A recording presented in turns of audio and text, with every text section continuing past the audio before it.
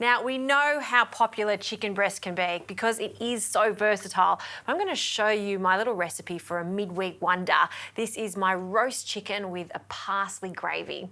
Now, I'm just heating up a pan that is suitable for the stovetop and the oven because I'm going to roast the chicken in the oven after I've sealed it off. And I need to season the chicken, just a little bit of salt on each side.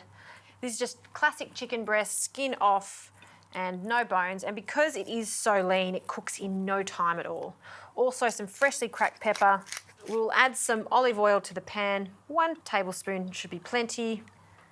And in with our chicken. And what we're doing now is not cooking the chicken necessarily, but getting a beautiful crust on the chicken. Because the more golden brown that chicken is, the more delicious our gravy is going to be at the end. So just sear that off for a moment. I'll need some garlic, so I've got 3 cloves of garlic. I'm not going to finely chop it, we're just going to be flavouring our gravy, so we just need to bruise our garlic. And that can also go in the pan at the same time as the chicken.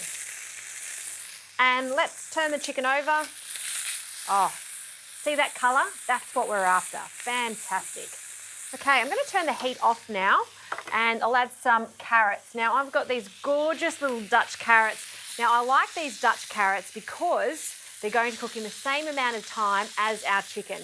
So we'll just scatter a few of those little carrots around our chook. And I'll add a good knob of butter, about 20 grams of butter. And just break that butter up on top of the chicken. And then onto our carrots. Fantastic. I'll deglaze the pan with some white wine. Okay, once that reduces slightly, it's time to add the stock. Now, I want to use a stock that's rich and savoury in flavour, and it means we don't need to season it now, so we're just going to add enough stock to submerge the chicken just halfway up, and that is going to really develop in flavour when it's cooked with the chicken. So this goes into the oven. That chicken's not going to take long at all to cook. Give it about 10 to 15 minutes, and we'll finish off the gravy.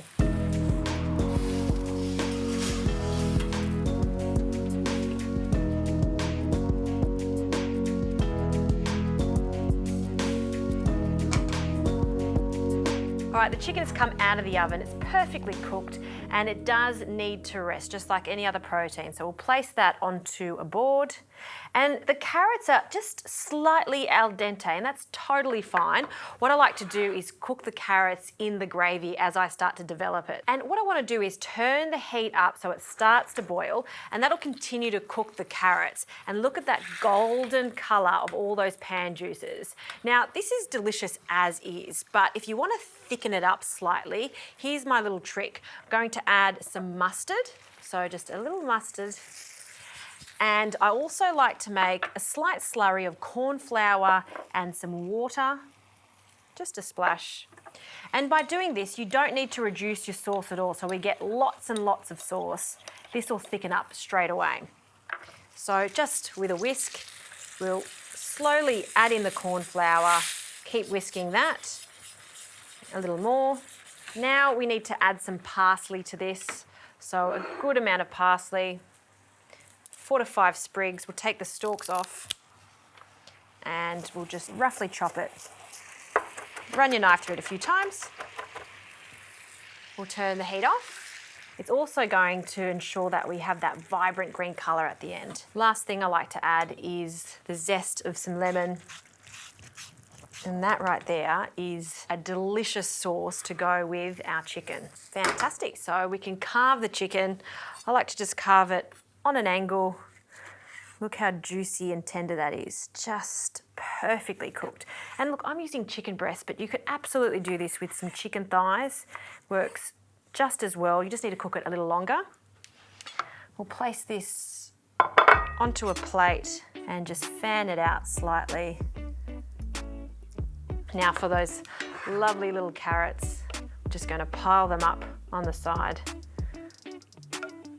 And then it's all about that gravy. So a big spoon of parsley gravy over the chicken. I just like it cascading down.